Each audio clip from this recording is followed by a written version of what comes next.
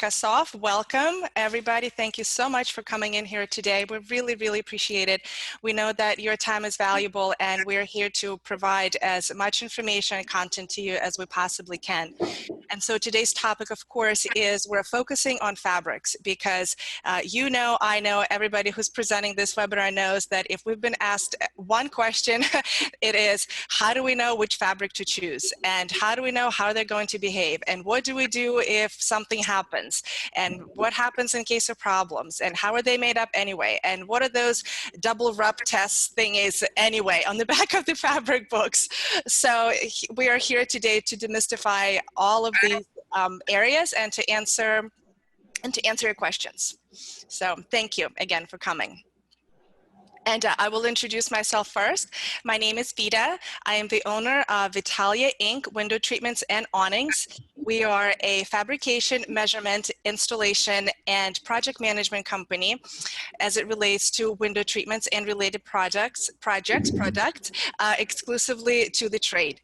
We're located in the Philadelphia area, and we do the work around here as well as across the country as our designers and our clients need us. And Renee?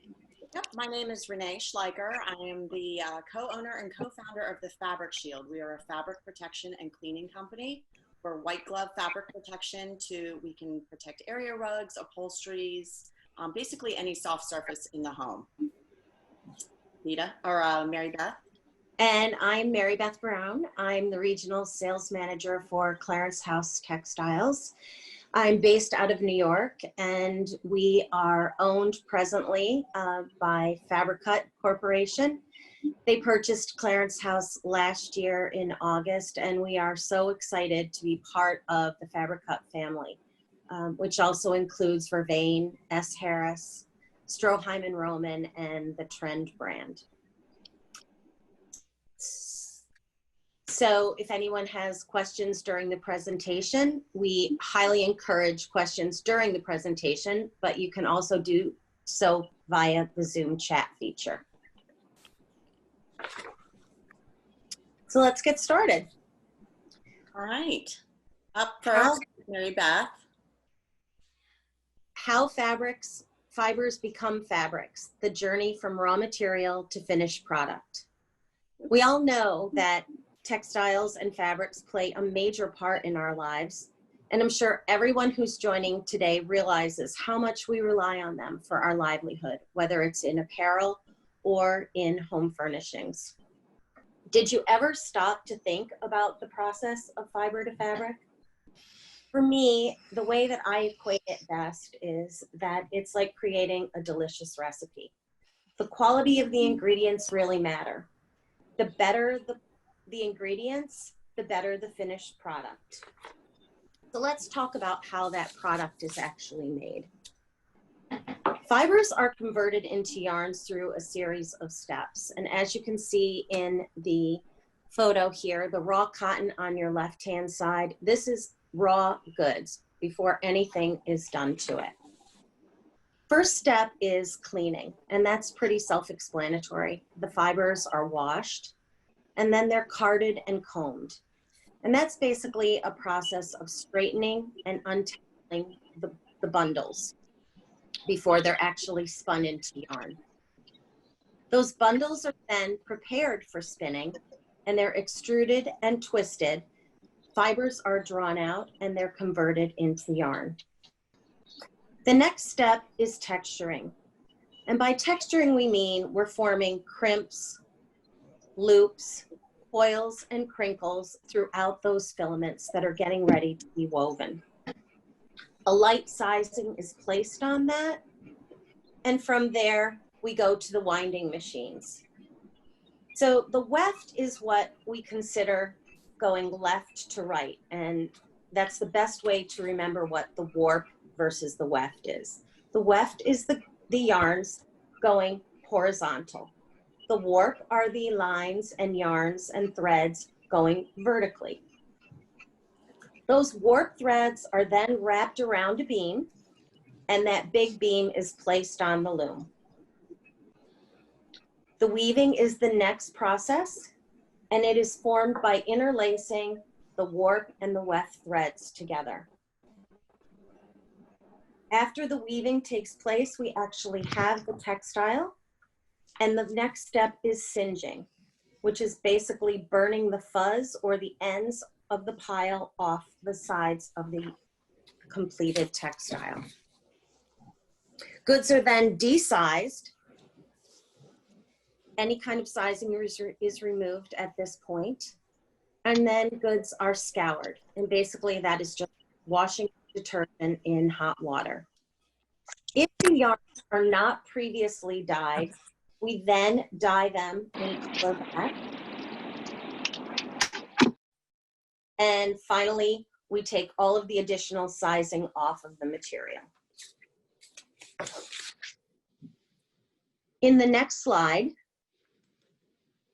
we see that fibers are long threads which are converted into yarns. And there are two types of fibers. We have natural fibers, which encompass plant fibers, cotton, flax, jute, sisal, and animal fibers, which are wool, silk.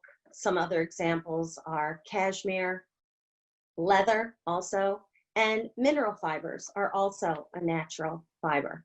We do not use asbestos, so we don't really get involved with mineral fibers in the home furnishings industry.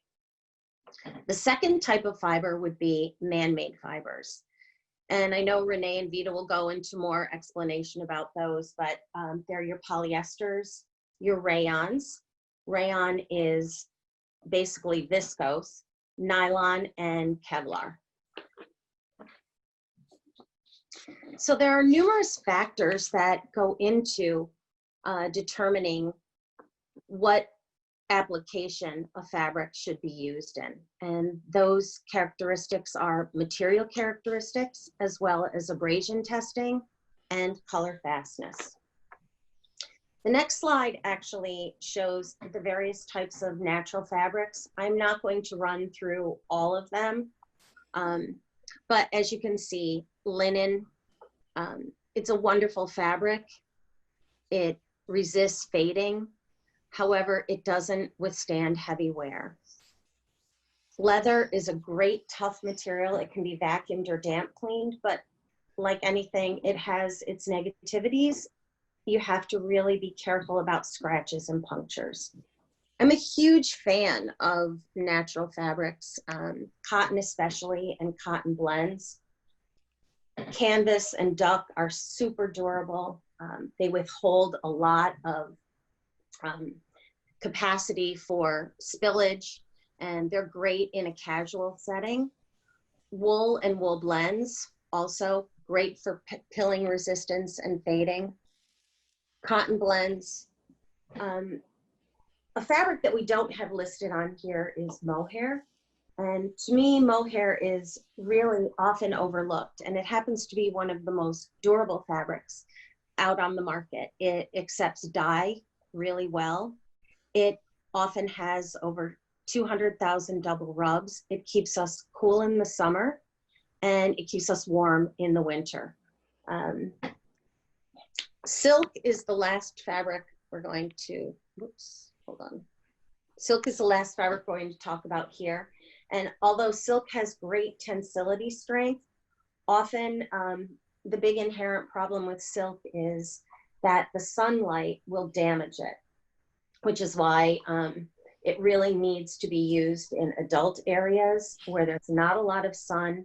And if it is being used, it needs to be interlined and lined, and it always has to be professionally cleaned. So as we go to synthetic fabrics, in the next slide, most synthetic fabrics, especially acetate and rayon and viscose, were developed to mimic silk. People love the luxurious feel of silk. As I stated before, silk has a tendency to fade and not wear as well. So polyesters, olefins, acrylics, again, they're made to mimic the silk. Next slide, please. The next criteria is an abrasion test.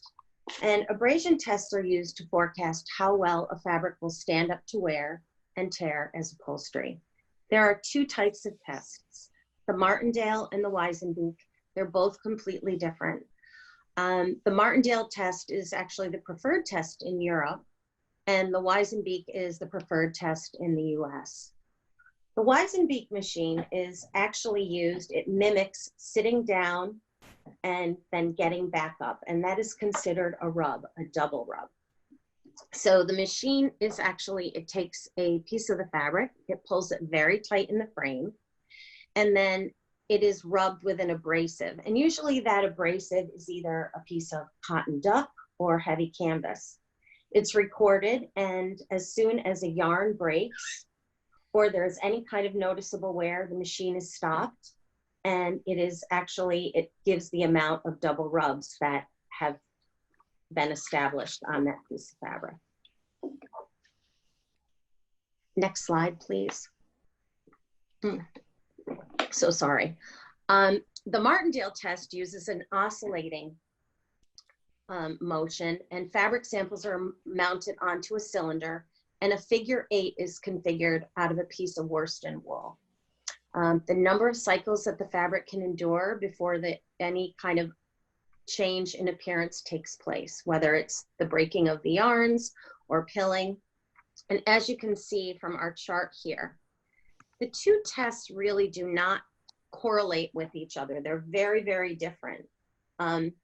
So the numbers really are not the same, but in the Weizenbeek, 9,000 double rubs, which is really 18,000, is considered light duty. Martindale, 10,000 to 15,000, and so on. Contract is usually 30,000 to 35,000, and that is extremely heavy duty, as you can see. The next slide. Finally, the third factor in testing a fabric for its use is color fastness. And it's done in two ways. Color fastness to water is the measure of resistance to the actual dye coming off of the fabric when it's immersed in water. And then color fastness to light measures the performance of fabrics as they're exposed to light. And that could be natural light, or it could be non-natural light, as in a lampshade or a light fixture. And typically natural fibers like linen, cotton, and silk rate rather low, whereas synthetic fibers like polyester have the best ratings. So now we'll pass it along to Beta, who will let us know how the fabric behaves and what the expectations are. Thanks, Mary Beth. What an interesting education, I have to say. I learned something myself. I did not realize that those double rub tests were actually where the fabric gets stretched on the machine on each ends, and then something actually goes back and forth and rubs it. That's really pretty cool. So my part here is I want to kind of take some of the information that Mary Beth had shared with us, or at least keep it in context, and then build on that a little bit and tell you how it applies to window treatments. So me being in the window treatment world and working with designers pretty much 24/7, we get to kind of see it all in the beginning before the window treatment gets fabricated and installed, and then see it on the other side to see what actually happens to it once it's installed and dressed and steamed and maybe even hung there for a little while. And so what happens on the front end is the designer tries to pick a fabric, and she would usually ask me, well, will this work for window treatment, or will this work for an upholstery?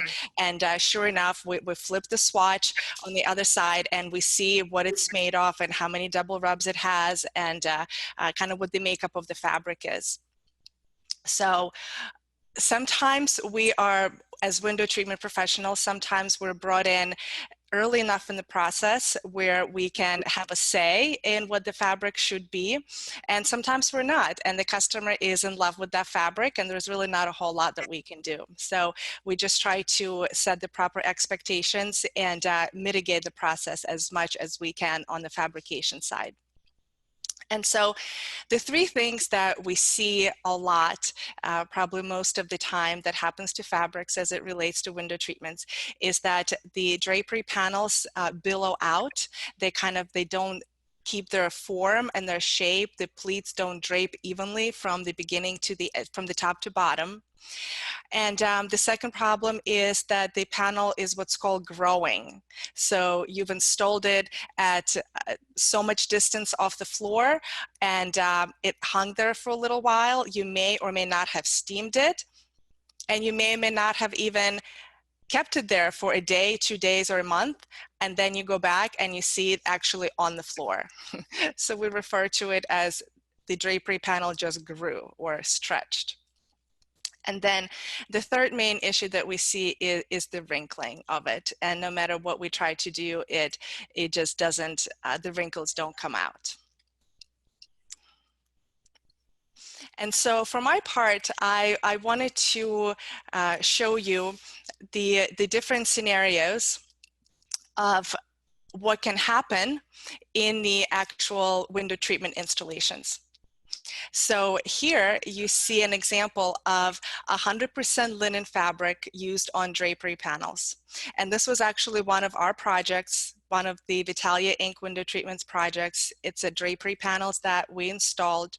These were functional panels. As you can see, they stretch out across the entire window. So this was actually in the master bedroom. And the customers closed it every night and opened it every morning.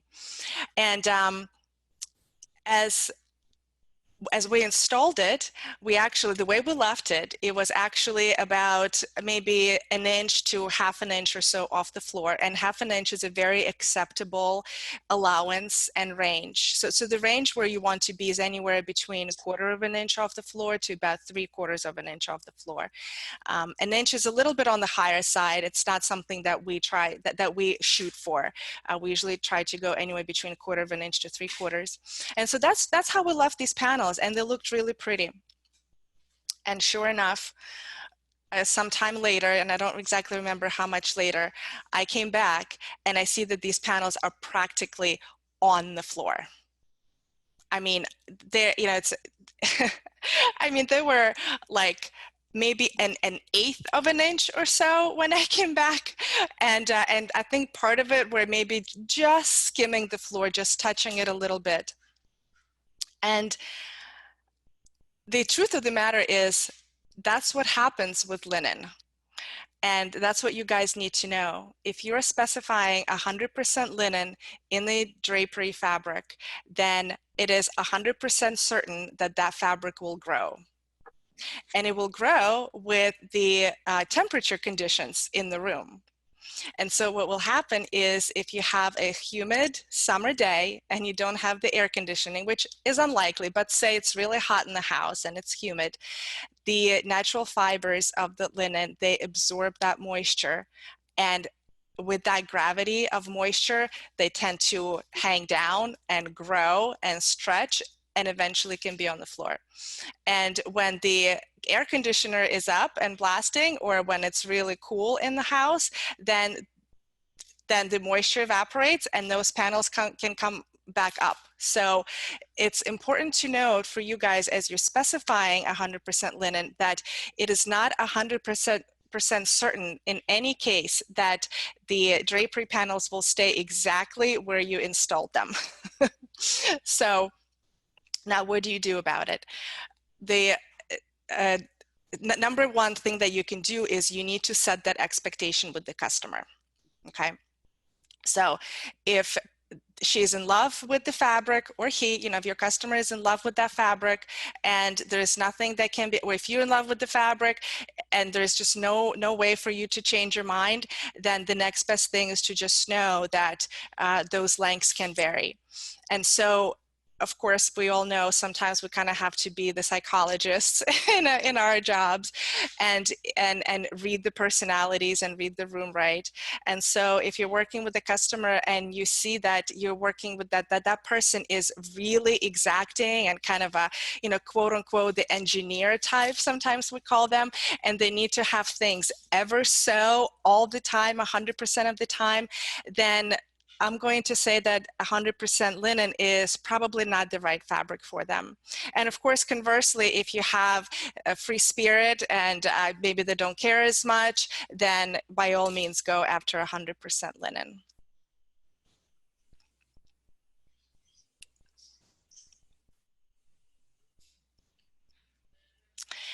Here, I'm jumping from 100% natural fiber fabric to 100% man-made, to 100% polyester. And this particular picture comes to us courtesy of Debbie Williamson, which is a window treatment workroom. And she was kind enough to share this picture with me and allow me to use it in this presentation. And the reason I wanted to show it to you is because Debbie had used a technique that I've actually never heard of before. And I thought that I would pass it on to you because you, in turn, can pass it on to your workroom. So here's what happens with 100% polyester. Actually, let me step back. What you're seeing in the picture are actually two different drapery panels. There is a left panel and there is a right panel. The panel on the right you see is before it was dressed, before it was steamed, before pretty much anything that was done to it. And you can see how it kind of puckers out and it billows out. So that's definitely one of the issues and problems to expect with 100% polyester. Now, I'm here to tell you that a lot of polyesters, even if you have the best installer in the world, and he caresses it, and he dresses it, and he steams it, and hugs it and kisses it, it will still not look like the panel on the left. And so what is the secret? And the secret that this amazing technique that Debbie came up with that I think is absolutely ingenious is she took a wire and she sewed it inside the bottom hem. And so when the installer dresses the panel, he can literally bend the wire and have it go on the curve like that. And that enables the pleats to stay nice and even throughout the entire length of the panel. So I hope that you guys have a wonderful workroom that you guys all work with for your drapery panels and window treatment. And this is one of those examples and scenarios where to have the right partner in the window treatment specialist is really, really important, because chances are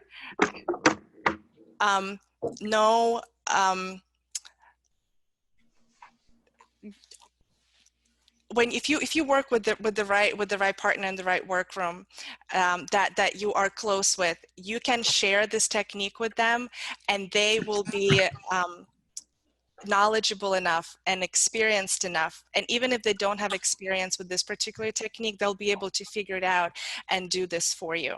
But this is one of the ways that you can actually wrangle 100% polyester.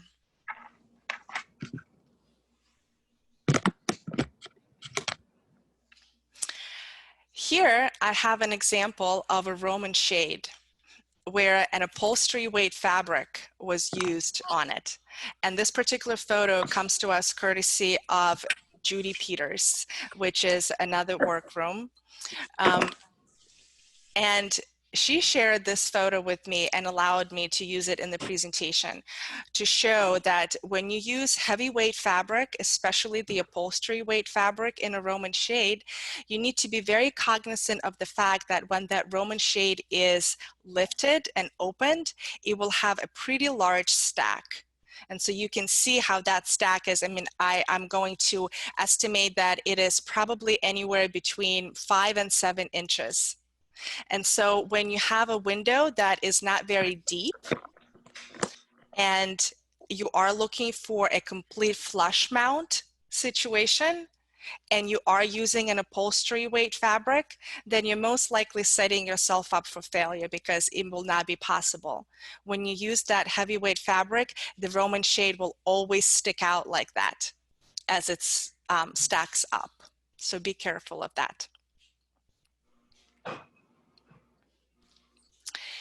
Here, I wanted to show you what sometimes 100% silk looks in the drapery panel. Now, the fact that it's 100% silk is tough enough, but in this situation, it was also exasperated by the fact that it had these plissé inserts. So imagine this was kind of like a striped fabric. So one stripe of it was just solid flat silk, and another stripe was this kind of plissé, slightly kind of bunched up and not quite pleated, but sort of crinkled and bunched up fabric. And then you have another stripe of solid and another stripe of plissé. And so what happens here is silk drapery panels will have the tendency to billow out and look like a prom dress. And if you add those plissé inserts, 100% this is what's going to happen. So again, you know, it all goes back to, it really all comes down to what do you want the fabric, how do you want the fabric to behave? And knowing how it will behave against what you want it to do. And most importantly, knowing what you want it to do against what you, knowing what it will do against what you want it to do, but also against what the customer thinks it's going to do. And so, of course, that leads us to customer expectations. And that's really the most important point here. So your customer may have fallen in love with 100% silk, it may have fallen in love with linen, and your job at that point is to know what will happen, that linen will grow and silk will billow out, and also use that knowledge and remember to use that knowledge to communicate to your customer what will actually happen.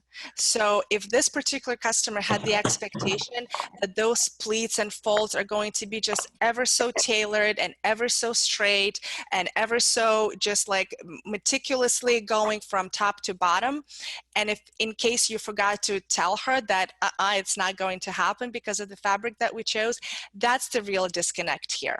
So just can't stress enough the importance of the conversations to have to set those expectations with your customers.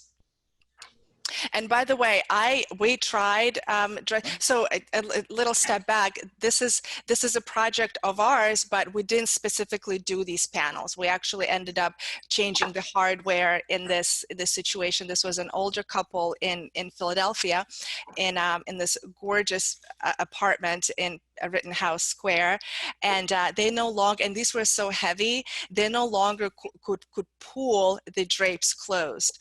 So we ended up switching the manual track that's inside that pocket, we switched it to a motorized track. So that was our contribution in this project. But as I was standing there taking pictures and kind of observing and absorbing the whole project, it just became so clear to me that even if this installer wanted to dress these panels ever so neatly and tailored and perfectly, it was not in the cards. It was just not going to happen at all. Yeah, can I just interrupt you for a second? Can Absolutely. mute themselves? I think somebody's having their lunch, which we thoroughly encourage, but you can kind of hear it. So if you could just mute yourselves, that would be great. Thank you. Thanks, Renee.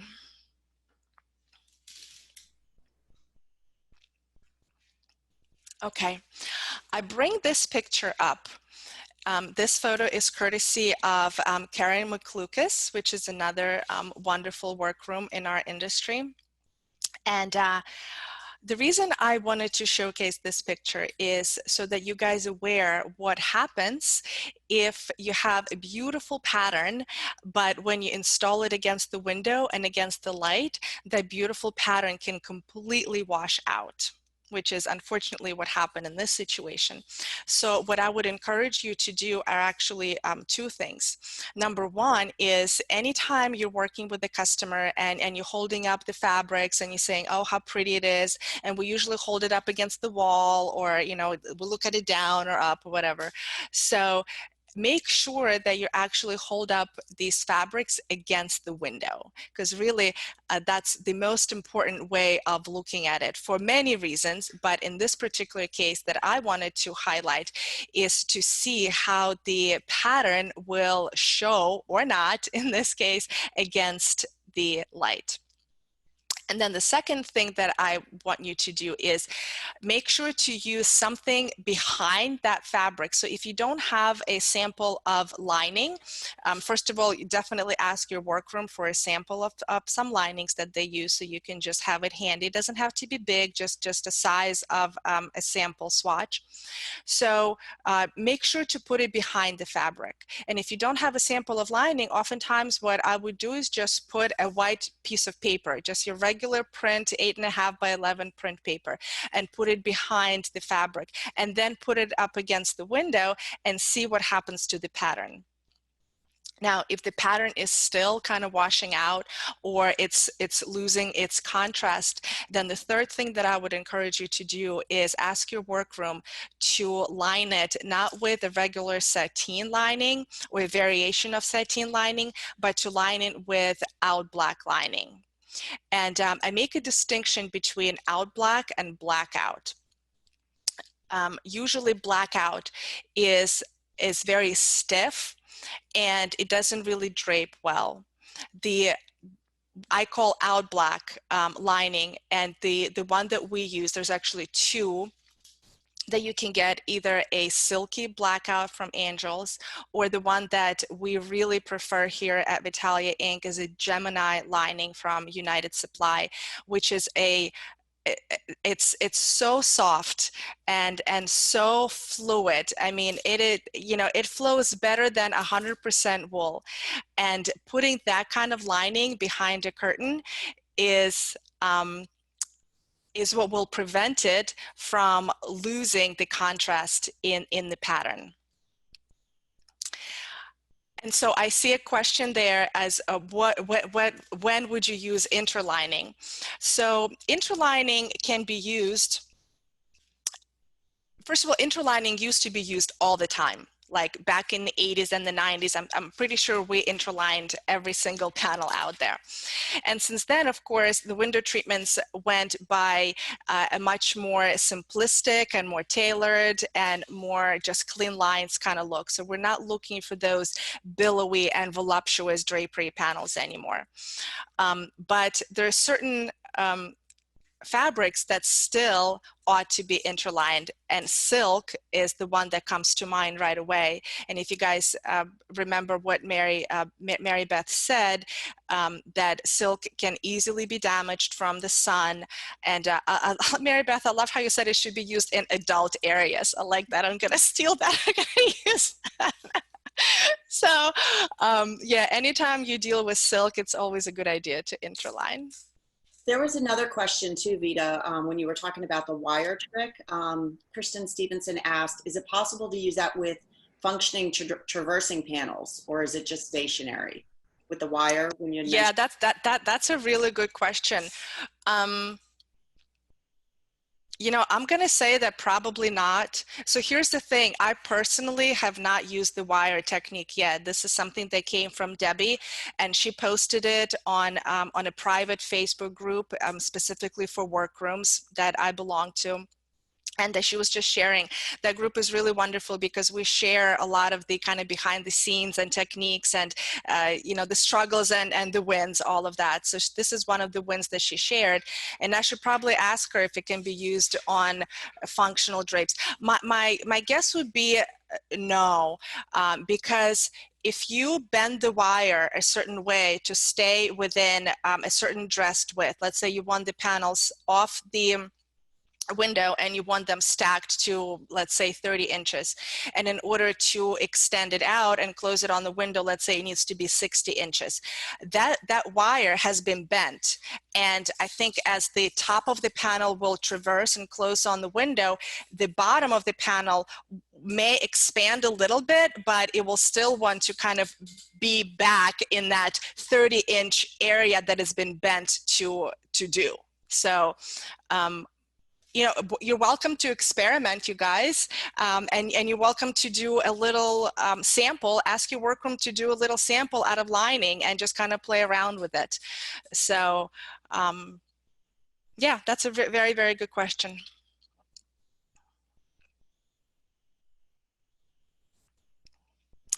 So I include this picture here. This is courtesy of Peggy Morgans of Parkway Window Works. And what this is actually, believe it or not, this is a Roman shade, and clearly it's not hung on the window yet. It's laying on the table. But the reason I bring it up here is not so much because of the makeup of the fabric, but how it looks and the fact that this is a sheer fabric. And I want you guys to remember that all Roman shades have these either clear, or sometimes they're not, they're ribs. They're called ribs inside the Roman shade. And the reason you want them for stability, and so that when the shade comes up and stacks up, you have nice and even folds. So whenever you do a sheer Roman shade, this particular one doesn't seem to be lined, but even in the lined one, those ribs will show. Even the clear ones, they will show against the sheer. As a matter of fact, at the time of this recording, as we speak, we have a pretty big installation happening. It's kind of like a whole house of Roman shades, and most of them are in that sheerish type of fabric. And the conversation that I had with the client from the beginning is, like, Monica, you're going to see it. You're going to see the ribs. And I just want to make sure that those are not going to bother you. No, Vita, it's not going to bother me. It's going to be fine. Are you sure, Monica? Yes, I'm sure. Okay. Are you sure? I say. So sometimes it's worth asking a question 3 times in 3 different ways just to have that expectation set. What I wanted to show you here, again, kind of staying in that sheer fabric category, here we have a tailored mock Roman valance, and made out of sheer fabric and lined in the sheer lining. And what you're seeing here, again, with sheer, don't forget, you see through things. We see through the we see the ladders through the valance, and we also see through anytime there is a fold. You can see the difference between where the valance hits the window and where it's been folded twice, and also at the very top where the valance hits the wall and not the window. You see all of those shadow variations. Now, is it a bad thing? I don't know. It's a fact, and most of the time, facts can be pretty neutral. It's all about what kind of, I guess, quality we assign to it. So some people may look at this and say, yeah, I love it. I think it's beautiful. It's sheer, it's gauzy. I like the variation in shadows and colors. I think it looks really pretty. Great. And some customer may look at the exact same fact and say, this is horrible, I hate it, I don't want anything to do with it. So it's really just all about you, the designer. What do you want to see on the window? What is your vision? And then communicating that vision and the repercussions, the consequences of that vision to the customer. And again, all about having conversations and setting expectations. This was a fun project. Not. This was one of ours. And this is one of those situations where the designer brought the fabric to me. I had no say in whether it's appropriate to use it for this coverlet or not. And this was kind of very thin, silky, crushed velvet that stretched a lot. And what happens is you look at the left picture and it looks like a beautiful coverlet is just, you know, laying on the bed. It's really nice and gorgeous. And then you walk around the side of the bed, and that's what I have the second picture for inserted here. And what happens is when the sides fall down and hang on the side of the bed, that fabric, all that weight of the crushed velvet, with gravity, because you know gravity is a thing. It really is a thing. It's a fact. I wish it wasn't, but it is. So with all of that, it started pooling over the flange that we did, and that flange was a cutaway flange, which means that we added it onto the coverlet. It's not something that we just folded underneath. We added it on. We ran a very pretty cord, a decorative cord in between the main portion of the coverlet and the flange, and that coverlet just kept drooping over it and kept drooping over it. And this was just one of those projects that gave me so much agita. So again, you know, you try to make it work, you try to make it happen. The lesson in this, from me as a fabricator, as a window treatment or soft goods, in this case, soft goods specialist, is to stand strong. And quite frankly, I wasn't strong enough. When the designer brought me this fabric and said, this is it, this is what we're doing, I love it, customer loves it, I should have said, let me take a look at it, let me roll it out, let us maybe play with it a little bit. And once I realized how kind of droopy and stretchy it was and heavy, I should have said, we need to change the design and not have the flange. But even with that, you know, as I said, still the sides would have drooped down anyway, or set proper expectations ahead of time. And or even go as far as, I'm sorry, I cannot take this project because no matter what I do, this will not, these are the consequences that will happen, and I know you're not going to like it. So, you know, the onus is on me. It's important for the designers. The reason we have this seminar for you guys is so that the designers can know how what the fabrics are made of, how they can behave, what they can do, and pick the right ones. But you can know everything. And again, that's why it's so important to have the right partner in your fabricator. And in this situation, the right partnery thing to do was kind of to be the bad guy. And I should have had the balls to do it. So lesson learned. So another shear here, and I just wanted to let you know that a lot of times shears, especially if they are 100% polyester shears, they will not keep their folds. And so I'm not showing this picture as an example of something horrible necessarily or a mistake, just to show you that the shear, even though it's pinched real tightly at the very top, it will billow out and have those really kind of bigger folds and going back and forth towards the bottom. This was a fun one. This is definitely not so much about the makeup of the fabric, but about the pattern of the fabric. And this particular one, it had curves, waves.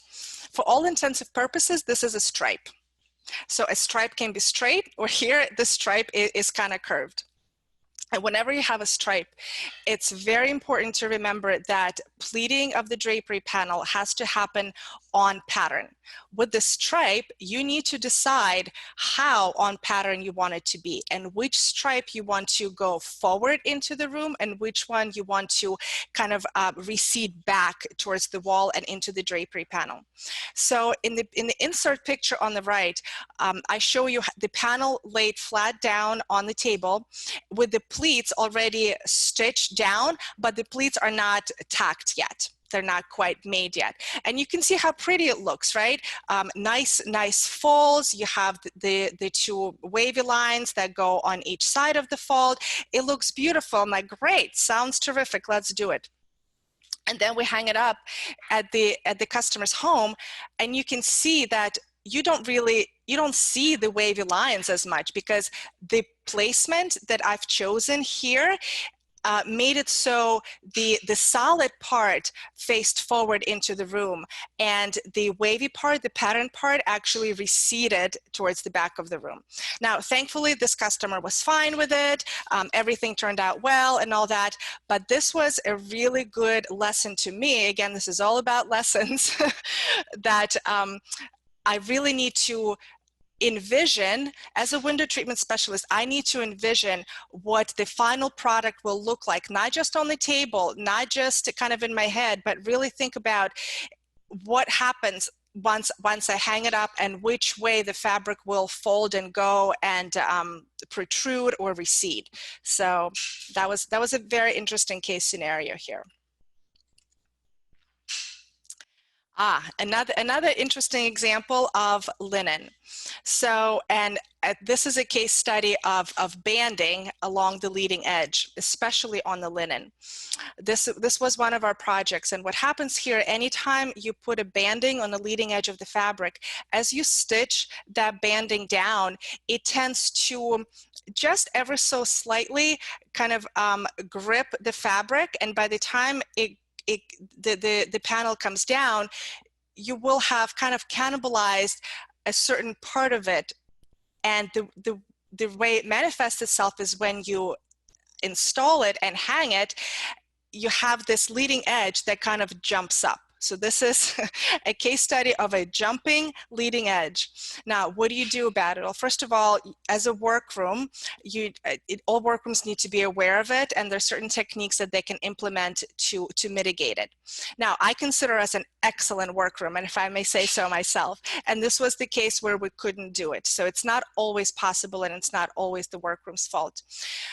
If you look in the left picture, actually, we were able to solve this situation. And so what happens, the good thing that happens with linen is you can steam it out. And like I told you before, the linen grows. And here, the installer worked really, really hard, steaming just that leading edge, and was able to pull it down and out so that the bottom hem was nice and even.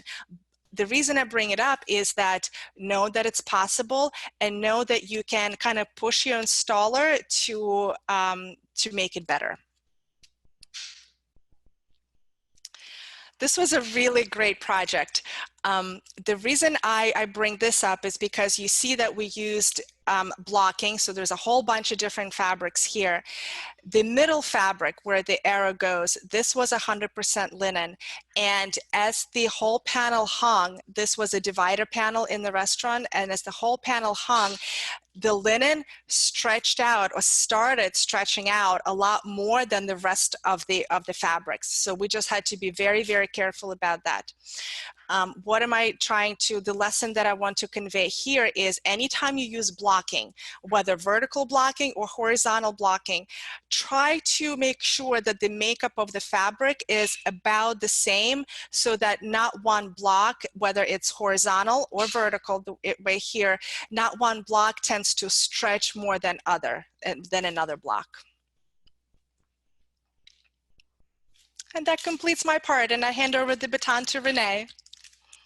Thank you, Vita, and thank you, Mary Beth. They both kind of laid the foundation for some additional topics I'm going to talk about. I told you I am the co-owner and founder of the Fabric Shield, a white glove upholstery protection company. But I was also previously owner of a boutique furniture showroom. It was Haven Home Furnishings. It's now Beautiful Home by Quentin Eshelman. So I have a deep appreciation for the challenges designers face trying to find the right fabric for the right application. On that note, I'm going to share with you some issues that can arise even if you think you've selected the perfect fabric. So today I'm going to talk about pilling, crocking, crushing, seam slippage, and a couple other little things. And then finally, because it has to be addressed, it's kind of the white elephant in the room, we're gonna talk about viscose, the fabric that all designers love. And I roll my eyes every time I hear that somebody used it. So, so first up is pilling. Oops. So, so earlier abrasion was discussed. So pilling is a result of abrasion. It's when loose fibers on the surfaces actually get twisted and rolled into little balls with abrasive movements. The thing to remember is although it looks horrible and it's kind of ugly and the coloring that you see is probably from like blue jeans, it's completely normal. There's some fabrics that pill more than others, but it will go away. Unfortunately, it's not going to go away by itself. It's easily remedied, but it's easily remedied with a really good shaver and lots of time and patience. So we have taken care of this issue for clients over and over and over. A few of them have been like really upset with their designers too, thinking there was something wrong with their fabrics, and it's not. The pilling will eventually stop. Like if you've ever had a wool rug that sheds eventually after vacuuming for a few months, it does stop and slow down. The pilling will stop as well. The other thing to consider about abrasion is where the piece is going to be used. So Martindale and Weizenbeek, what Mary Beth talked about earlier, are really excellent guidelines to determine the overall lifespan of a fabric. So obviously you don't want to pick something that's light duty in a family room that's going to get used with cats and dogs and kids, the whole thing.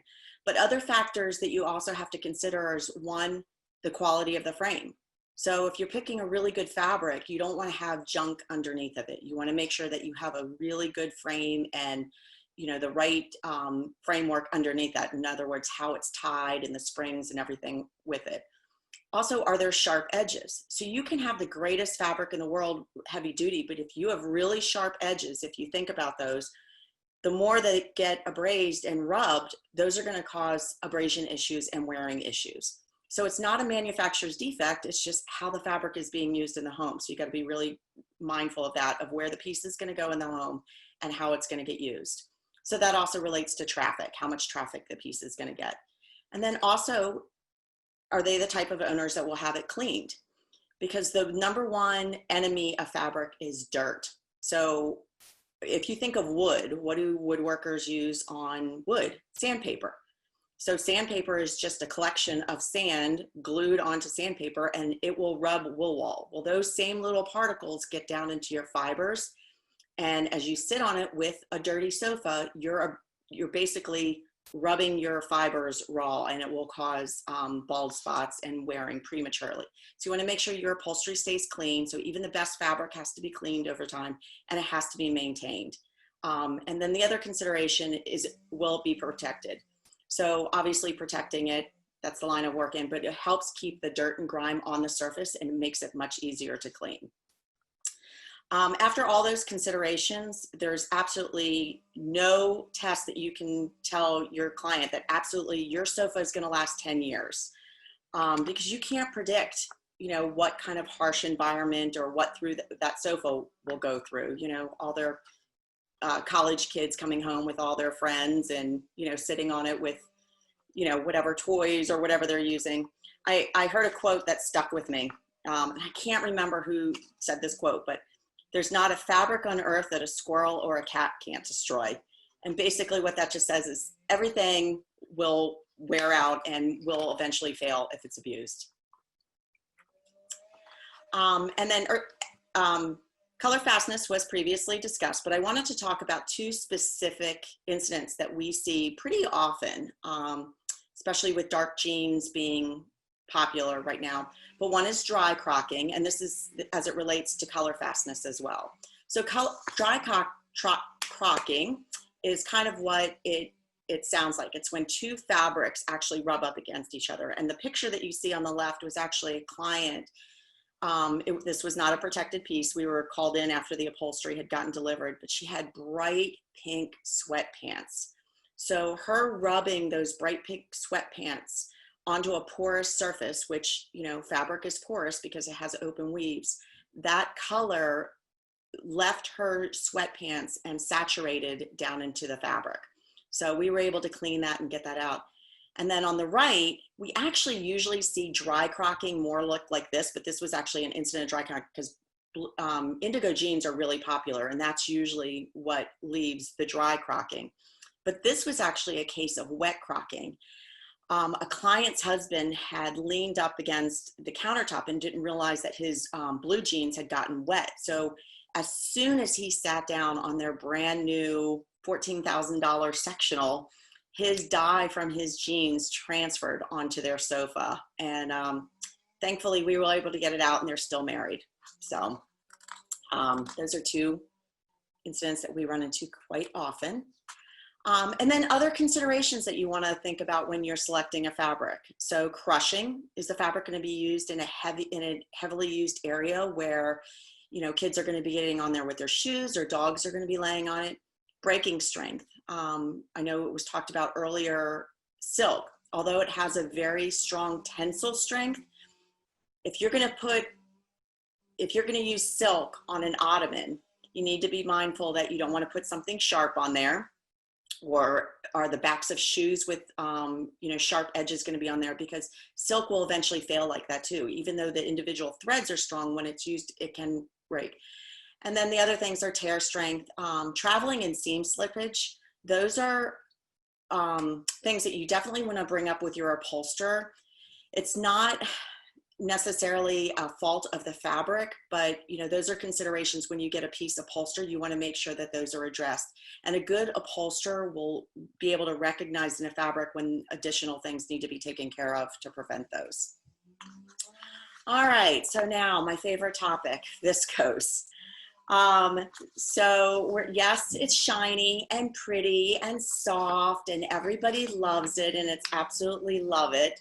Everybody loves it, but the thing to know about viscose is it's very weak, and it's especially weak when it gets wet. So everybody will always say, but it's a natural fiber. Yes and no. So viscose is made from natural components. It's usually like eucalyptus, bamboo, or wood. But what they do is they take those components and they melt it down. And they usually add other things with it, and then they extrude it into thin filaments to make fibers. So kind of like a spaghetti maker, you can kind of see the thin threads being extruded out. But even though it is natural, they put so many chemicals into it and stuff, you just never really know what's in it. But the biggest thing about viscose is it's weak. It's just weak. So even if it never meets any sort of liquid, especially if it's in like a rug or a heavily used sofa piece, it is going to eventually crush. And if your client's going to be okay with that crushing and understand that when those fibers fold over, it's going to kind of make it look dirty. But if they're okay with that, that's fine. Again, it's about setting up expectations and you know, making sure that nobody's upset with it. You know, your clients or you. So you want to set those expectations. The piece on the top was some viscose that we had that was not, you know, perfect. And then below was literally a drop of water, and you can see where it crushed down. So that's definitely, you know, as soon as any liquid happens, I liken it to a flower. When it's fresh and it's blooming, it stands upright, and as it starts to wilt, it folds over and flattens out, and that's what viscose does over time. It's just like a wilting flower. So if you remember, kind of that's what viscose will do. That being said, now I'm going to kind of contradict myself. Not all viscose is bad. So the fabric that you can see on the far left, you can notably see that it's different than the center and the piece at the right that crushed. And the difference is the weave and the pile. So the piece on the left has a really tight weave, and then it has almost no pile. So you're not going to have to worry about those fibers folding over and flattening out like they did over on the far right. So if you have a piece of fabric and you flip it over and it says 68% viscose, don't be alarmed, and you know, you want to look at the weave too. But also if it does have a pile and your client's okay with the expectations that, you know, there may be in some inherent crushing and they are willing to accept those, then you guys are all on the same page and kind of agree, then you can move forward with it. But at the end of the day, viscose is a pulp, but I kind of liken it to like the MDF fabric. I know that's pretty harsh, but we see it like every day. So I know I'm a little harsh on this topic, but it's just like Vita was saying, linen sometimes gives her headaches. When somebody calls me and goes, I have a viscose fabric, I just like, oh no, what's going to be next? So also, if you ever need any fabrics tested or want to know how they're going to react, our product can definitely improve it, but ultimately we can't make a Honda or Mercedes. but we can definitely help strengthen those fibers and, you know, give your clients a little bit more leeway if they need to. But we're more than happy to, like Vita said, sometimes you just have to play with the fabric and see what it's going to do. And from just a memo, we can just even do like a crushing test to see if it's how it's going to stand up in a different environment. And that's it for me. So make sure you follow us all on Instagram. We all have pretty active Instagram accounts. Our handles are there. And then did anybody have any questions? I'm trying to check the chat boxes. And you guys can all unmute yourselves. If anybody even wants to come live with a question, just go ahead and unmute yourself. And, you know, Vita, Mary Beth, and I are happy to answer any questions. I think you all covered the ones that were already in the chat from before, but it does look like there's one question from Jennifer about kitty claw fabric. Yes. Well, I can't see the question. Hang on, let me see. So it says, what do you recommend fabric-wise for kitty claws? A really tight weave. So I have designers all the time saying, well, I'm just going to use leather. But leather, like they can claw into leather too, and it's not as easily remedied. Cats, this has just been my experience. They tend to claw when they're younger, and then they kind of outgrow it. Then they get big enough and they can actually jump on the piece and don't claw as much, especially if they have a cat scratcher. But, you know, especially with dog nails and cats, you want to have like a really, really tight weave because it just makes it harder for them to grab onto, and it wears much better. And then the whole thing too with the Weizenbeek, what Mary Beth touched on in the Martindale. You know, you want to make sure it's the right application, but the looser the weave I have found, the more kind of damage and the threads can kind of pull. So you want to make sure you have a really tight weave. I will say on my end, since I have 3 cats that do what they want to do, I do use contract grade velvets and high pile like velvets and mohairs and things like that. And that seems to be the only thing that has lasted more than 3 years in my house. So commercial grade, like high double rubs, that seems to be like my experience. And solution dyed acrylic. Some of your indoor outdoors are always really good options if you have cats and puppies that have claws, for sure. Renee, can I ask Renee a quick question just to the point of kitty claws? If somebody already has a leather sofa and it's been, you know, somewhat affected by kitty claws, is there anything that can be done to it retroactively? Yeah, we actually defer. I mean, we can clean leather and protect leather, but when there's damage, I actually defer to another company to do like repairs and stuff like that. So, but it is possible. Yeah. Like, I don't want people to feel like, oh my gosh, that's it. No, they can be remedied. Mm-hmm. And there is another question from Susan. Can a wire be sewn into silk panels to keep them from billowing out? Mm-hmm. That's a really good question, Susan. Yes, I mean, a wire can be sewn into anything, right? Will it prevent it from billowing out? That's the main question. I think it will help. It will definitely help, because if you think about it, you have the silk panels tightly pleated at the top, and then it just becomes sort of like an A-line. Like, think of an A-line dress or A-line wedding dress, especially a gown, and so it billows out. So anytime you have something that controls the bottom and brings it in, of course it's helpful. My concern is whether we would be creating more of a belly effect, right? So you have tight at the top and then you have tight at the bottom. And then, you know, sometimes, you know, fabrics are like kittens, you know, they will do what they will do sometimes, or kids. And so it's sometimes difficult to forecast and foresee whether the middle part of the drapery panel won't still billow out. What can be done about it? There's certainly mitigating factors. We can also use weight, like a chain weight along the bottom, and so it really like weighs it down heavily.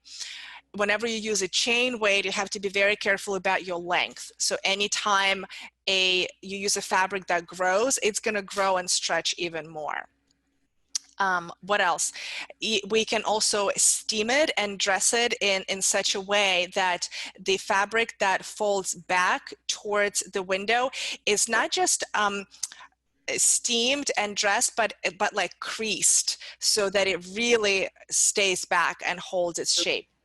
And then another thing that comes to mind, especially with silk panels, is if you want to prevent any kind of billowing, I would recommend not using silk on functional panels, because anytime you have the customer who goes back and forth with the drape, you're right there, you're kind of setting up the whole scenario for the drapes to do what it's going to do.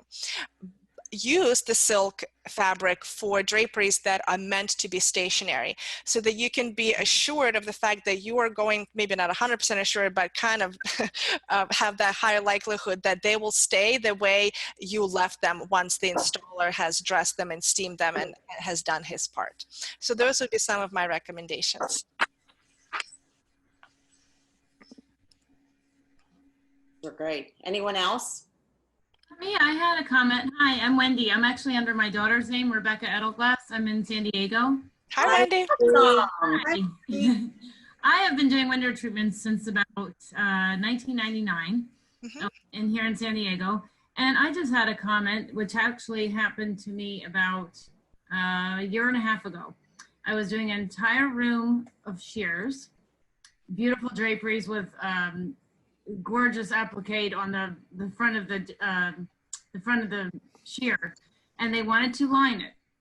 So we looked at lining, and we put a very, very light ivory lining on the back of the sheer. And this is probably 130 yards of fabric. So just having that in mind. And when we installed it on the windows, the lining that was a very, very light ivory turned bright yellow in the room. Oh my gosh. Wow. It came off as bright yellow. Wait, can I ask you something? Yeah. Was it spec'd for California? Because I know California has very stringent flame retardancy, and flame retardant will turn yellow. I'm wondering if it was just a polyester, a very light ivory lining that we were just going to put behind the sheer, so it wasn't quite so sheer and it had a little bit more body.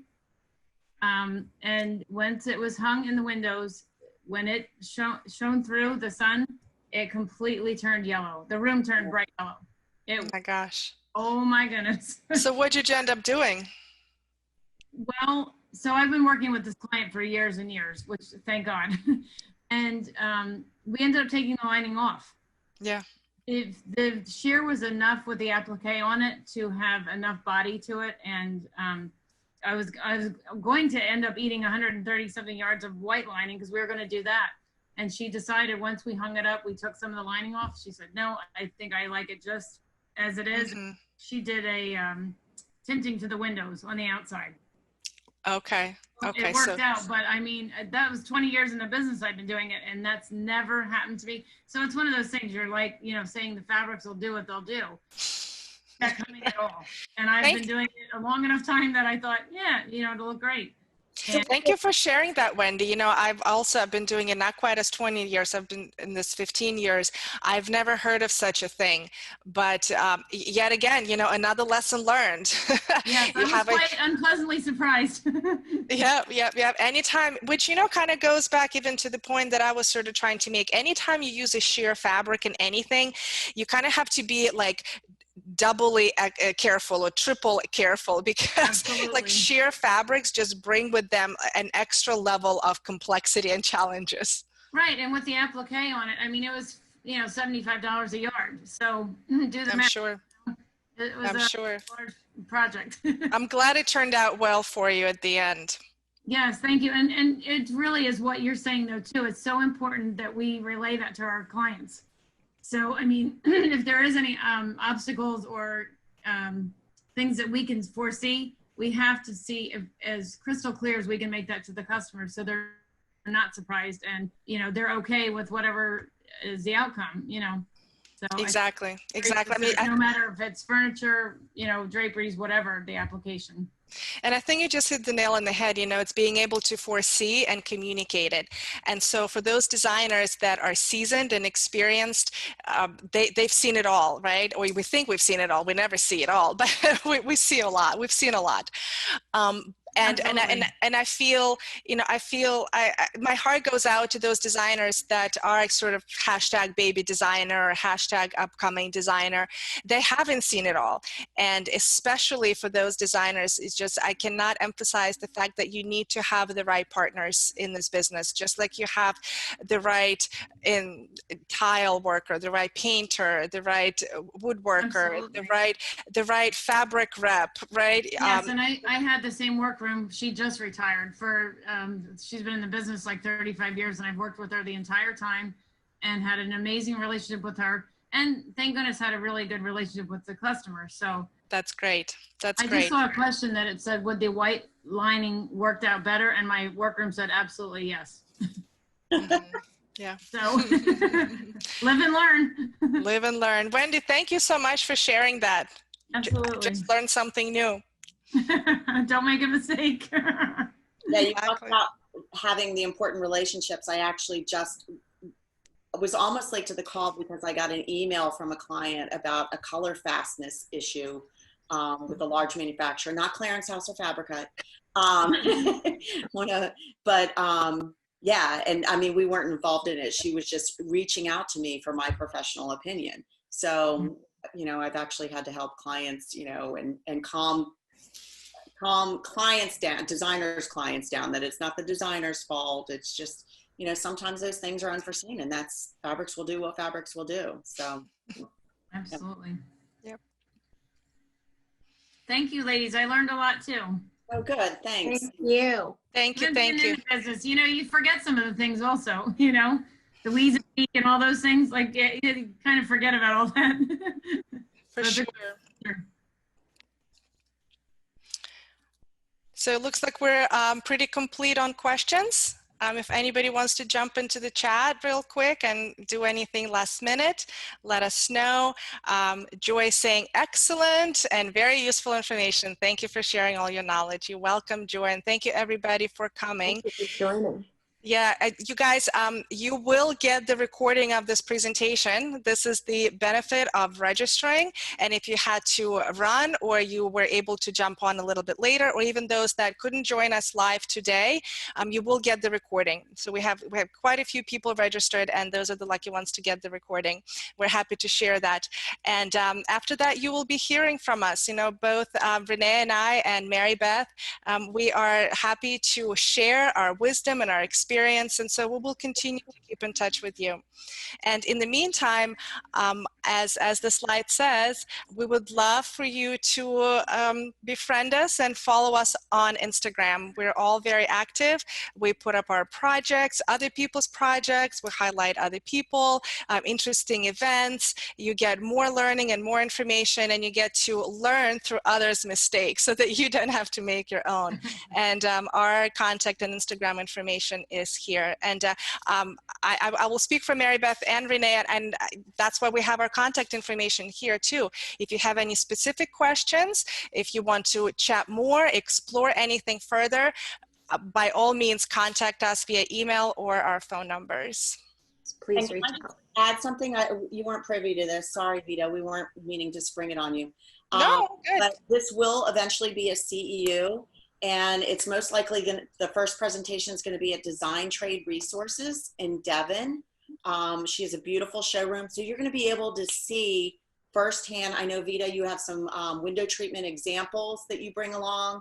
I'll have some fabric issues that I'll bring along, so you can actually touch and feel and see things firsthand in person once things open up a little bit more. So, you know, once we have a date, we'll announce that too, but it will be a CEU at some point. So that would be local in the Philadelphia area. Sorry, Wendy. You're welcome to fly over from San Diego. Although, if the price is right now.